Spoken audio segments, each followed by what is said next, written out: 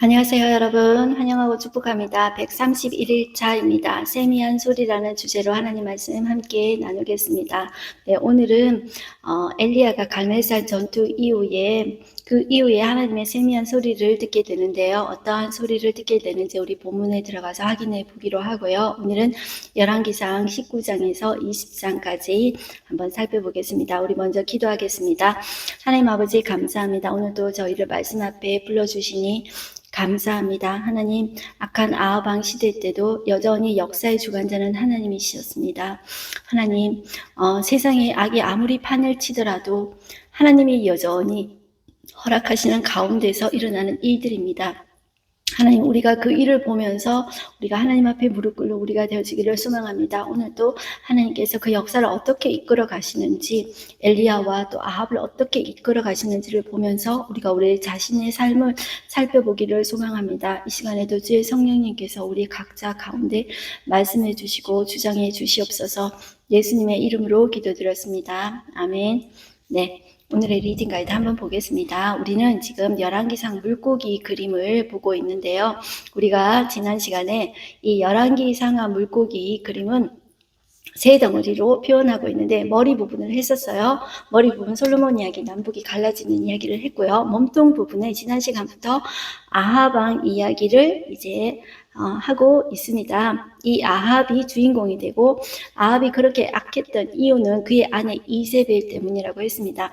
가장 그 악한 왕 시대 때 하나님은 가장 능력의 선지자 엘리야를 보내셨다고 이제 말씀을 하고 있죠. 자, 그런데 이 갈멜산 전투에서 850대 1로 이 엘리야가 승리하지 않았으니까 참 하나님이 우리 그 엘리야의 하나님이 참 하나님이라고 이제 판명이 나지 않았습니까? 그리고 그 이후에 하나님은 3년의 가뭄을 끝내고 큰 비를 주셨습니다.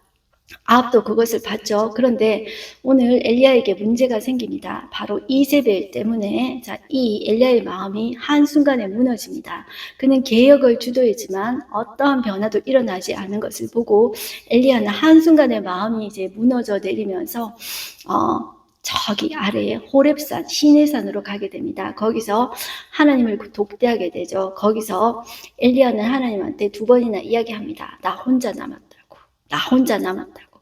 이 아합과 이세벨이 다 죽이고 나 혼자만 남았다고 이렇게 이야기하면서 이렇게 깊은 좌절과 낙심과 우울에 빠져 있죠. 그런데 하나님이 이렇게 이야기하십니다. 내 나라는 내가 경영한다. 걱정하지 마라. 너는 네 구간만 달려라. 다음 세대가 책임질 것이다. 다음 시대에 역사의 주인공들에 대해서 너는 기름을 부어라.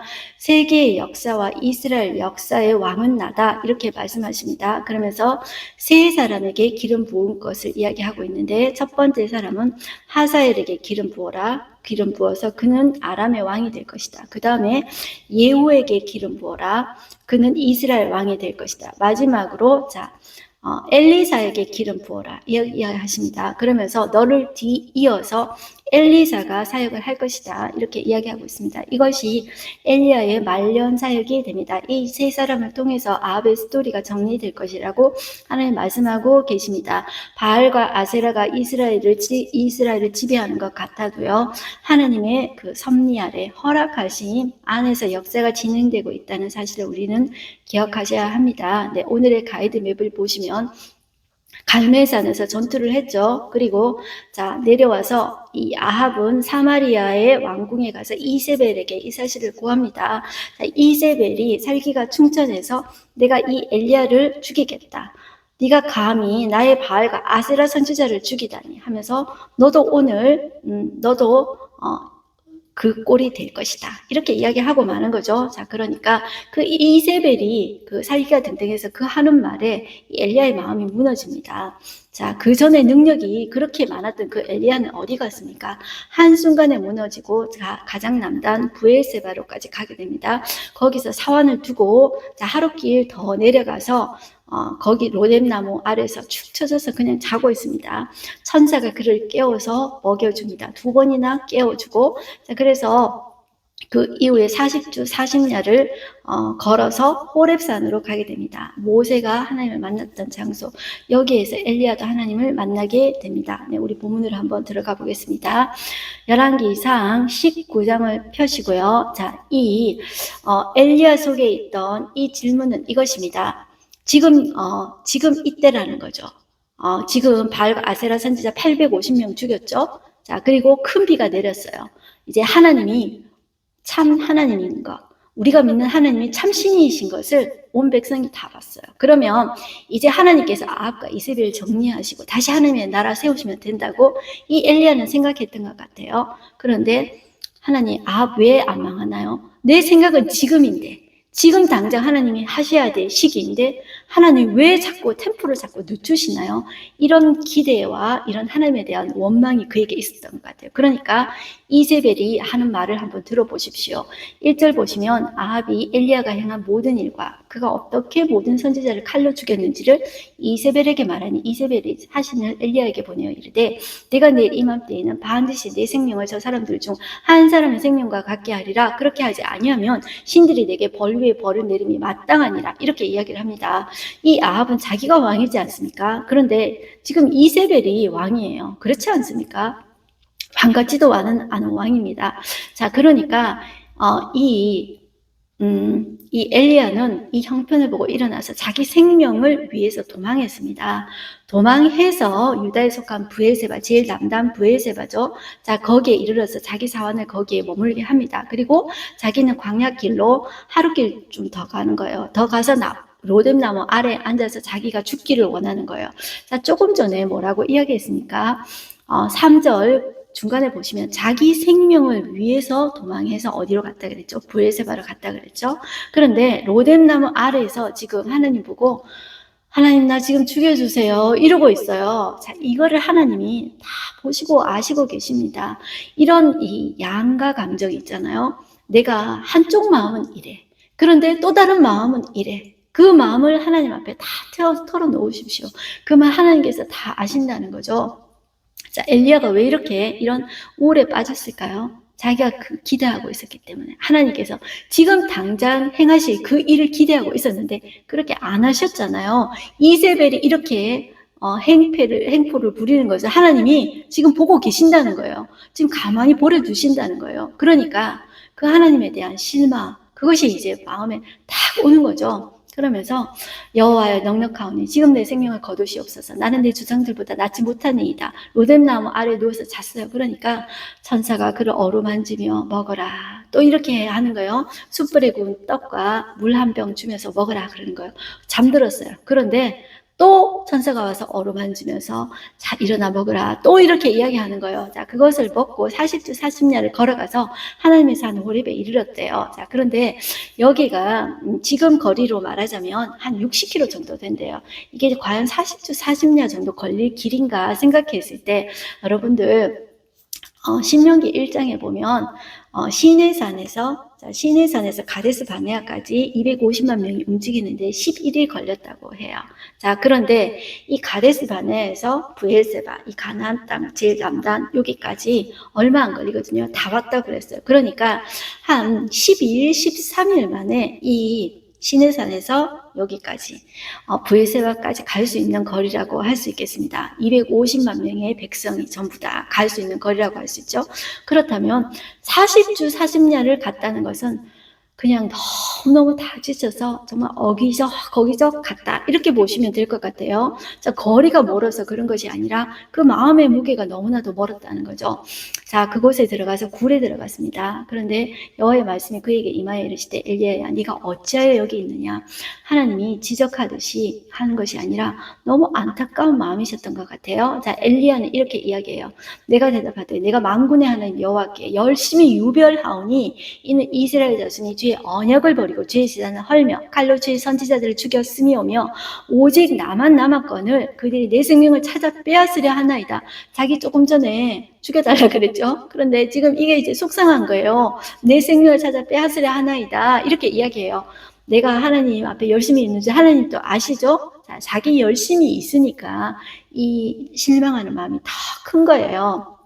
그러니까 저도 이렇게 뭐든지 하면 열심히 하는 성격이거든요. 그런데 만약에 내 기대했던 대로 되지 않을 때 이렇게 좀 마음이 이렇게 다운되고 이런 게 있는 것 같아요. 그런데 저는 엘리야의 이 모습을 보면서 그래, 내 열심으로 하나님의 일을 하는 게 아니야. 하나님은 하나님이 하셔. 이것을 고백하지 않을 수밖에 없습니다. 자, 이 하나님은 이렇게 이야기하시죠. 11절에 자, 여호와께서 이르시되 너는 나가서 여호와 앞에서 산에 서라. 딱 이렇게 이야기하는데 하나님께서 자연 만물 가운데 자, 이 만물을 움직이고 요동시켜요. 그런데 그 가운데 하나님께서 말씀하시지 않아요. 자연 막 지진 쾅쾅쾅쾅 바람을 막 샥샥 부는 데서 하나님께서 큰 소리로 능력의 하나님께서 말씀하시면 와 하나님 하고 딱 엎드리지 않겠습니까? 그런데 그렇게 하나님이 역사하지 않으셨어요. 자, 보시면 여호와께서 지나가시는데 여호와 앞에 크고 강한 바람이 산을 가르고 바위를 부수나 바람 가운데 여호와께서 계시지 아니하며 바람 후에 지진이 있으나 지진 가운데서도 여호와께서 계시지 아니하며 또 지진 후에 불이 있으나 불 가운데서도 여호와께서 계시지 아니하더니 불 후에 세미한 소리가 있는지라 엘리야가 듣고 겉옷을 얼굴을 가리고 굴 어귀에 섬에 소리가 그에게 임하여 이르되 엘리야야 네가 어찌하여 여기 있느냐. 하나님이 또 안타까운 목소리를 또 이야기하는 거예요. 그런데 완전히 또 복사기 틀어놓은 것처럼 또 이야기해요. 엘리야가 내가 만군의 하나님 여호와께 열심히 유별하오니 이는 이스라엘 자손이 주의 언약을 버리고 주의 제단을 헐며 칼로 주의 선지자들을 죽였음이오며 오직 나만 남았거늘 그들이 내 생명을 찾아 빼앗으려 하나이다. 막 이렇게 너무너무 속상해서 하나님한테 일러 바치는 것처럼 이야기하는 거죠. 자, 하나님은 이 세미한 소리가 있는지라 이렇게 적어놨죠.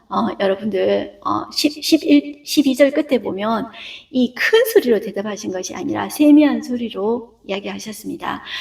여기는 우리는 그 이야기는 많이 압니다. 하나님이 크게 말씀하신 것이 아니라 세미한 소리로 침묵, 여기 그 히브리어 원어에는 침묵의 소리라고 이렇게 이야기가 되어 있대요. 침묵의 소리로 하나님께서 잔잔하게 말씀하셨다는 거죠. 자, 네가 어찌하여 여기 있느냐? 너무 안타깝게 이렇게 이야기를 하셨다는 거죠. 그 이야기까지는 압니다. 그런데 우리는 세미한 소리의 내용을 몰라요. 그러니까 우리는 겉은 참 요란하게 잘 아는데 하나님 저에게도 세미한 소리를 들려주십시오. 이렇게 기도를 간절히 해요. 그런데 그 세미한 소리의 내용은 몰라요. 이제 이 내용을 여러분들이 이제 아셔야 되는 거예요. 자, 하나님이 내 일은 내가 한다. 제가 서론에서 이야기했듯이 내가 다음 세대에 너의 할 일은 세 사람에게 기름을 붓는 것이다. 하나님은 사람에게 일을 시키실 때 기름을 부어서 일을 하세요. 그러니까 네가 하는 것이 아니라 내가 하는 것이라는 거예요. 나의 영으로 기름 붓는 사람이 하는 것이라는 거죠. 그래서 그 당시에 기름을 붓는 직책은 왕, 제사장, 선지자 이 세 직책에 기름을 부어요. 자, 그런데 하나님이 자, 이 세 사람에게 기름을 부어라. 우리 아까 했듯이 자, 하사엘에게 기름 부어라. 하사엘은 아람 왕이 될 것이에요. 자, 그 당시의 수도가 다메섹이었어요. 다마스커스라고 하죠. 자, 다메섹에 가서 하사엘에게 기름 부어 아람 왕이 되게 하라. 그리고 님시 아들 예후에게 가서 이스라엘 왕이 되게 하고 그 다음에 아벨 몰라 사밧의 아들 엘리사에게 기름을 부어 너를 대신하여 선지자가 되게 하라. 하사엘의 칼을 피하는 자를 예후가 죽일 것이요 예후의 칼을 피하는 자를 엘리사가 죽이리라. 자, 이렇게 이야기하죠. 자, 이 결국 이 세 존재에게 세 사람에게 기름 부으라고 했죠. 자, 엘리야는 다 했을까요, 여러분들?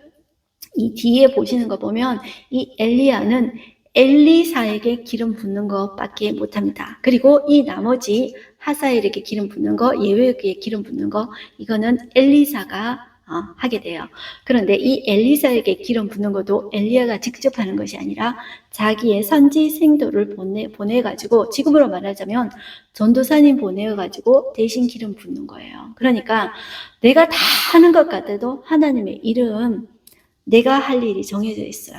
내 구간은 내가 가면 돼요. 그리고 그 나머지 일은 그 다음 사람이 하는 거예요. 그러니까 하나님의 역사의 시간 가운데 하나님이 어느 한 사람이 모든 일을 다 하도록 맡겨두지 않았어요.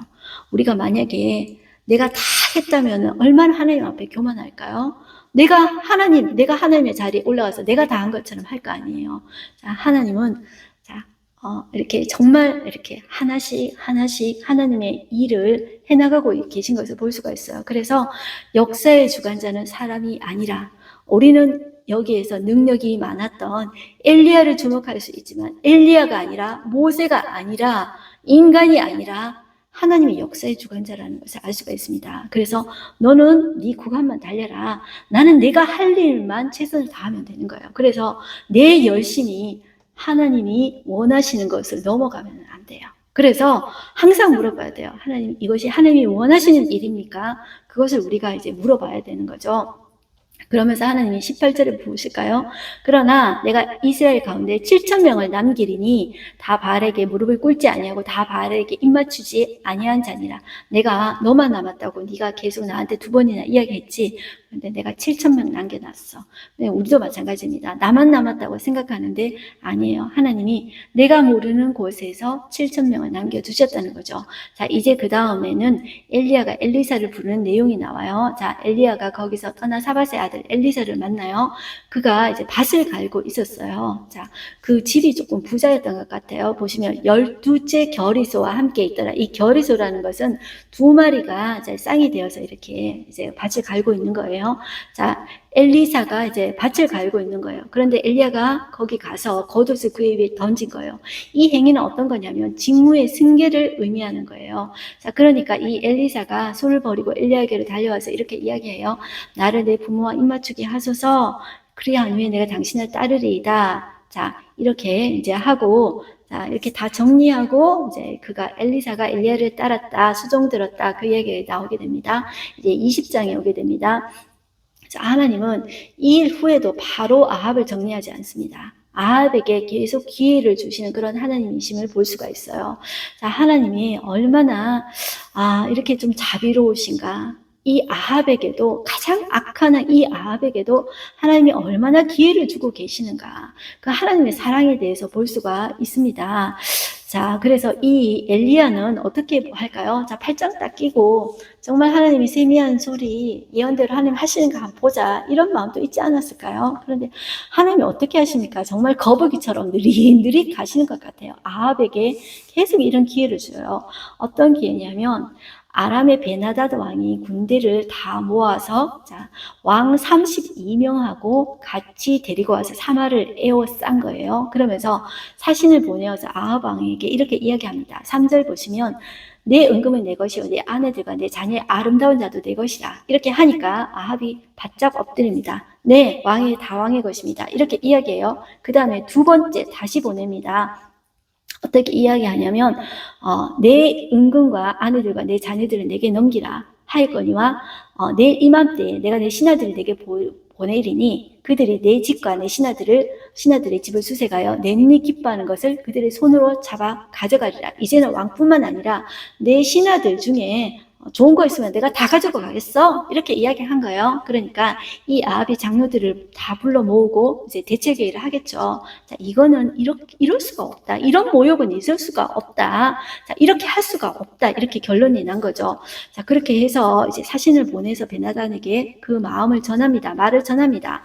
그런데 이 10절 중간에 보시면 이 베나단이 이렇게 이야기해요. 사마리아에 부스러진 것이 나를 따르는 백성의 무리에 손에 채우기에 족할 것 같으면 이렇게 이야기해요. 사마리아에 부스러진 것이 하냐 무엇을 말하냐면 너는 사마리아의 티끌 같은 존재야. 그런데 그 티끌과 같은 것으로 내 백성의 무리에 손에 만들고 줄 수 있겠느냐? 도대체 뭘 줄 수 있겠어? 이런 표현입니다. 그것으로 족할 것 같으면 신들이 내게 벌 위에 벌을 내림이 마땅하다. 족하지 않다, 이 말이죠. 자, 고대 전쟁은 이제 신들의 전쟁이라고 하는 거죠. 그렇기 때문에 이제 내 신들이 그렇게 되면 벌 주는 거야, 이렇게 이야기한다는 거죠. 자, 이스라엘 왕이 11절을 보면 이렇게 이야기합니다. 아합이 갑옷 입는 자가 갑옷 벗는 자 같이 자랑하지 못할 것이라. 자, 이것은 무엇이냐면 입을 때 이기는 것이 승리입니까? 벗을 때 이제 이기는 것이 승리입니까? 당연하죠. 벗을 때. 전쟁을 다 끝내고 나서 벗을 때 승리한 것이 진정한 승리죠. 그러니까 입을 때 아무리 자랑해봤자 그것은 진정한 승리가 아니라는 거죠. 자, 이 말은 싸워보지도 않고서 승리를 이제 거둔 것처럼 말하는 이 베나닷의 말을 이 아합이 비꼬는 표현이라고 할 수가 있겠습니다. 자, 이 말을 듣고 베나닷이 이 말을 듣고 이제 노를 바랍니다. 그러면서 이스라엘 진영을 치라, 이렇게 되어 있죠. 자, 이때 하나님은 한 선지자를 보내십니다. 13절을 보시면 이스라엘 아합 왕에게 나아가서 이르되 여호와의 말씀이 자, 네가 이 큰 무리를 보느냐? 네가 오늘 그들을 내 손에 넘기리니 너는 내가 여호와인 줄 알리라 하셨나이다. 자, 이 악한 아합 왕에게 돌이키지 않잖아요. 참 하나님이 누구이신지 봤죠. 그 비를 내리시는 분이 바알이 아니라 하나님이신 거를 봤죠. 자, 그런데도 되돌이키지 않은 이 아합 왕에게도 또 이토록 또 하나님이 누구이신지 여호와이신 줄 보여주시는 거예요. 이 전쟁 가운데. 자, 그 하나님을 여러분들 생각을 한번 해보십시오. 참아주시는 그 하나님. 자, 내가 여호와인 줄 알리라. 이렇게 이야기를 해요. 자, 아합은 누구를 통하여 그렇게 하시리까? 대답하되 여호와의 말씀이 각 지방의 고관의 청년들로 하리라 하셨나이다. 아합이 이르되 누가 싸움을 시작하리까? 대답하되 왕이니이다. 자, 이 아합이 각 지방 고관의 청년들의 수를 계수합니다. 했는데 232명이고 그 외의 모든 백성 이스라엘 모든 자손의 수를 계수했는데 7,000명 정도였습니다. 그들이 정오에 나가니 베나다시 장막에서 자, 그를 돕는 왕 32명과 이제 먹고 마시고 취한 중에 있었던 거예요. 그래서 자, 이제 승리를 하게 됩니다. 그래서 이제 그 적군을 다 쳐 죽이고 자, 그 사람들이 마병과 더불어 도망했습니다. 자, 이스라엘이 이겼습니다. 이제 자, 그 선지자가 22절에 보면 해가 바뀌어서 다시 공격할 것입니다. 왕은 힘을 기르고 왕께서 행할 일을 알고 준비하소서 이렇게 이야기합니다. 자, 그런데 이 아합 왕들도 이 신하들도 대책을 뭐 해야겠죠? 이렇게 이야기합니다. 23절 중간에 보면 그들의 신은 산의 신이므로 자, 그들이 우리보다 강할거니와 만일 우리가 평지에서 그들과 싸우면 반드시 그들보다 강할지니라. 이제 평지로 공략하게 됩니다. 그래서 해가 바뀌어서 어디로 오냐 하면 아람 사람들이 아벡이라는 곳으로 올라옵니다. 여러분들 이 아벡이라는 곳은 사울 때도 있었는데요. 여기 두 번 여기에서 싸웠습니다. 아벡 전투 기억하십니까? 블레셋 위에 있습니다. 시글락 바로 위에 있습니다. 여기가 전쟁하기 좋은 이제 평지예요. 자, 이리로 올라온 거죠. 자, 자기 머리로 왔다고 이제 자기 꾀로 여기서 싸우면 우리가 이길 거야 생각한 거죠. 자, 여기 여러분들 27절 끝에 보시면 이 군사의 수에 대해서 대조를 하고 있어요. 이스라엘 자손은 두 무리의 적은 염소 떼와 같고 아람 사람은 그 땅에 가득하였더라. 이렇게 이야기해요. 28절 보시면 그때 하나님의 사람이 이스라엘 왕에게 나와 말하되 이르되 여호와의 말씀이 아람 사람이 자 이렇게 이야기한다. 여호와는 산의 신이요 골짜기의 신은 아니라 하는도다. 그러므로 내가 이 큰 군대를 다 네 손에 넘기리니 너희는 내가 여호와인 줄을 알리라 하셨나이다. 또 이야기하는 거예요. 또 그 하나님을 경험하게 되는 거예요. 자, 진영이 서로 대치한 지 7일이 되었어요. 7째 날에 접전하여 이스라엘 자손이 하루에 보병 10만 명을 죽였어요. 여러분들 7,000명 가지고 보병만 10만 명을 죽였어요. 그리고 그 남은 자는 아벡으로 도망하여 성읍으로 들어갔더니 그 성벽에 남은 자 27,000명이 무너지고 베나닷은 도망해서 성읍에 이르러서 골방으로 들어갔어요. 자, 그의 신하들이 이 베나닷에게 이렇게 이야기해요. 이스라엘의 왕들은 인자함이 많은 왕입니다. 그러니까 당신이 불쌍한 코스프레를 하라는 거예요. 어떻게 하냐면 굵은 배로 허리를 동이고 자, 테두리를 머리에 쓰고 이스라엘 왕이 바짝 엎드려가지고 내 생명을 살려주셔서 하면 왕이 살 것입니다. 이렇게 하라 그러는 거예요. 자, 실제로 그렇게 합니다. 자, 그러면서 하니까 내 생명을 살려주셔서 하니까 이 아합이 마음이 참 여린 것 같아요. 이세벨에게도 그러더니만 이 베나닥에서도 거기서 쏘가서 그가 아직도 살아있느냐? 그는 내 형제니라 하고 글을 올립니다. 자, 글을 병거에서 올립니다. 자, 이 베나닷은 자 생명이 살았으니까 기쁘겠죠. 그래서 34절 보시면 베나닷이 왕께 아뢰되 내 아버지께서 당신의 아버지께서 빼앗은 모든 성읍을 내가 돌려보내리이다. 또 내 아버지께서 사마리아에서 만든 것까지 당신도 다메섹에서 당신을 위하여 거리를 만드소서. 아합이 이르되 이 조약으로 인해 당신을 놓으리라 하고 이에 더불어 조약을 맺고 그를 놓았더라. 자, 여러분들 아합이 이렇게 마음이 이런 사람입니다. 얼마나 안타깝습니까? 자, 하나님이 한 선지자를 보내어서 아합을 규탄합니다. 자, 35절 보시면 선지자의 무리 중 한 사람이 여호와의 말씀을 그의 친구에게 이르되 너는 나를 치라 하였더니 그 사람이 치기를 싫어하는지라. 자, 그가 그 사람에게 이르되 네가 여호와의 말씀을 듣지 아니하였으니 네가 나를 떠나갈 때 사자가 너를 죽이리라. 그 사람이 자 그의 곁을 떠나가더니 사자가 정말 그를 만나 죽였어요. 자, 여러분들 이것을 행동예언이라고 합니다. 앞으로 이 열왕기 상하에서는 선지서가 사실 12권이 나오게 되는데요. 거기 보면 하나님이 예언을 실제로 많이 시키십니다. 그런데 그 그 예언을 하다가 끝부분에는 행동 예언을 시키십니다. 이게 왜 이런 예언을 시키냐면 지금도 여러분들 때리라 그랬는데 같은 선지기사끼리 어떻게 때립니까? 그런데 안 때렸는데 그거를 사자를 해가지고 죽일 일입니까? 하나님 너무하시다, 잔인하다, 이런 생각 안 드십니까? 이런 것들을 행동 예언이라고 합니다. 이런 행동을 왜 시키냐? 하나님 이런 쇼 같은 행동을 왜 시키냐 했을 때 여러분들 말로 해서 지금 아합이 듣지 않습니다. 지금 하나님이 어떤 분이신지 이 갈멜산 전투에서도 보았고 지금 이 전투에서도 이 아람과의 전투에서도 보지 않았습니까? 자, 그런데도 이 하나님의 명령을 온전히 준행하지 못하는 거예요. 이 아합이 여러분들 착하다고 해야 될지 어리석다고 해야 될지 이거는 정말로 있잖아요. 그 마음의 중심이 없는 사람입니다.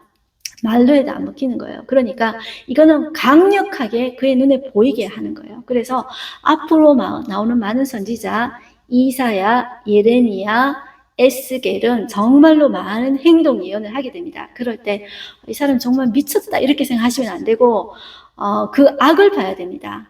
그 시대가 얼마나 악한지 아무리 말로 해도 안 들으니까 하나님께서 아주 쇼킹한 방법으로 실제로 보여주고 계시는 거예요. 그래서 하나님의 악하다 이렇게 말할 수가 없습니다. 우리는 하나님 너무하다 이렇게 반응할 수가 없습니다. 인간의 악이 얼마나 강한지, 인간의 악이 얼마나 정말로 이 쇼보다 이 행동 예언보다 훨씬 더 그 악이 깊습니다. 그렇기 때문에 하나님 이걸 시키시는 거예요. 그거를 우리가 보셔야 합니다. 자, 그래서 이제 두 번째 사람에게 다른 사람을 만나서 너는 나를 치라 하니 그 사람이 이제 그를 상하도록 친 거예요. 자, 이 선지자가 가서 수건으로 자기 눈을 가려 변장하고 이제 아합을 기다린 거예요. 아합이 지나갈 때 소리 질러 이제 왕을 부른 거예요. 자, 소리 질러 이제 부르는데 자, 이렇게 예언을 하는 거예요. 어떻게 예언하냐면 41절을 한번 보실까요? 그가 급히 자기 눈을 가린 수건을 벗으니 아합왕을 부르면서 자기 눈을 가린 수건을 벗었어요. 그러니까 이스라엘 왕이 그는 선지자 중에 한 사람인 줄 알아본 거예요. 자, 자기한테 예언하는 한 사람인 줄 알아본 거예요. 자, 이 사람이 이 선지자가 어떻게 이야기하냐면 42절 그가 왕께 아뢰되 여호와의 말씀이 내가 멸하기로 작정한 사람을 내 손으로 놓았은즉 내 목숨은 그의 목숨을 대신하고 내 백성은 그의 백성을 대신하리라 하셨나이다. 이스라엘 왕이 근심하고 답답하여 그의 왕궁으로 돌아가려고 사마리아에 이르니라. 이렇게 이야기하고 있습니다. 정말로 이 아합은 너무나도 안타까운 사람 아닙니까? 우리가 어디에 마음을 두어야 될까요? 사람들이나 어떤 이제 불쌍히 여기는 그런 코스프레에 쏘으면 안 됩니다. 인간은 다 재성을 가진 존재입니다. 하나님의 말씀만을 내 중심에 두셔야 한다는 것입니다. 오늘 하루 한 절 말씀 보겠습니다. 또 지진 후에 불이 있으나 불 가운데서도 여호와께서 계시지 아니하더니 불 후에 세미한 소리가 있는지라. 그 세미한 소리의 음성이 무엇인지 우리는 그것을 이제 아셔야 하겠습니다.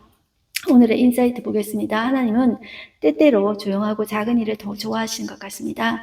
하나님은 사람들의 변화를 위해서 눈에 띄는 이적이나 화려한 일 대신 세미한 소리를 사용하십니다. 이것은 하나님께서 말씀을 통해 성령으로 마음의 감동을 주시고 깨우치시는 것을 말합니다. 세미한 소리는 하나님의 분명한 음성이었으며 오늘날에도 하나님께서 성령을 통해 들려주시는 하나님의 말씀입니다.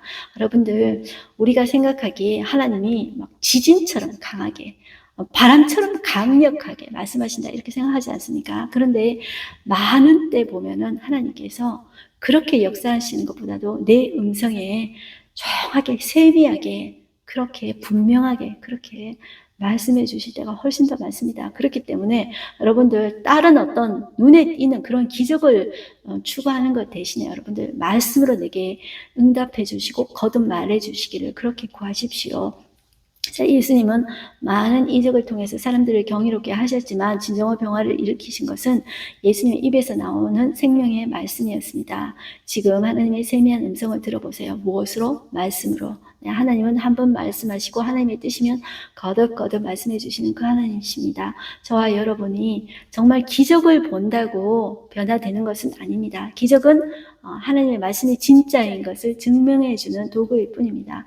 그래서 여러분들 결국 구하셔야 될 것은 말씀을 깨달을 수 있도록 말씀이 새겨질 수 있도록 구해 주시고 또 그리고 하나님 필요하시면 그 기적들이 또 일어나기도 하시는 그 분이십니다. 왜냐하면 그분은 역사의 주관자 되시며 우주의 주인 되신 분이시기 때문입니다. 우리 기도하겠습니다. 하나님 아버지 감사합니다. 오늘 또 하나님 이 아합과 엘리야 스토리를 또 보았습니다. 하나님 엘리야는 이세벨의 그 말에 완전히 낙답해서 하나님 힘이 쭉 빠져 있는 것을 볼 수가 있었습니다. 자기 혼자 남았다고 했습니다. 자기 혼자 남아서 이세벨이 나를 죽이려 한다고 하나님 앞에 그렇게 고자질했습니다. 그럼에도 불구하고 하나님은 그 소리를 다 들어주셨습니다. 그래, 내가 아합을 죽이고 그 가문을 처리하는 것은 내가 다음 세대를 통해서 할 것이다. 너는 네 구간만 달리면 된다. 너는 네 일에 최선을 다하면 된다. 내가 또 다른 사람을 일으켜서 나의 일을 이룰 것이다. 하나님은 그렇게 말씀하십니다. 하나님의 일은 과연 하나님께서 하십니다. 우리가 우리의 열심으로 하나님의 일을 다 커버할 수 없음을 고백합니다. 하나님 우리 앞에 하나님 앞에 정말로 우리는 부족한 존재임을 하나님 앞에 고백합니다. 내 열심으로 하나님의 일을 할 수 없음을 하나님 앞에 고백합니다. 저는 하나님이 맡겨주신 그 일에만 최선을 다하며 하나님의 음성을 잠잠히 듣는 우리가 되어지게 하여 주시옵소서. 하나님의 그 세미한 음성을 듣는 우리가 되게 하여 주시옵소서. 말씀 가운데 지금 또 말씀하시는 그 하나님의 음성을 듣는 우리가 되어지게 하여 주시옵소서. 우리가 먼저 절대로 우리의 열심으로 하나님의 일을 그르치는 그런 자 되지 않을 수 있도록 하나님 역사해 주시옵소서. 우리가 피곤하고 힘들 때 우리가 엘리야처럼 축 처져서 로뎀나무 밑에 축 처져 있을 때 하나님은 숯불에 구운 떡도 주시고 물도 주시고 우리를 어루만져 주시며 위로해 주시는 그런 하나님이십니다. 오늘도 우리의 삶 속에 위로가 필요할 때 하나님 낙심되는 가운데서도 그 하나님의 위로의 음성을 듣는 우리가 되어지기를 소망합니다. 그 세미한 음성을 듣는 우리가 되어지기를 소망합니다. 하나님 우리의 아버지이십니다. 하나님은 우리의 위로자 되시며 하나님 우리의 모든 것 되십니다. 우리의 생명 되십니다. 그 하나님을 바라보고 그 하나님에게 초점을 두는 우리 되게 하여 주시옵소서. 예수님의 이름으로 기도드렸습니다. 아멘. 여러분들 오늘 또 승리하십시오. 화이팅입니다.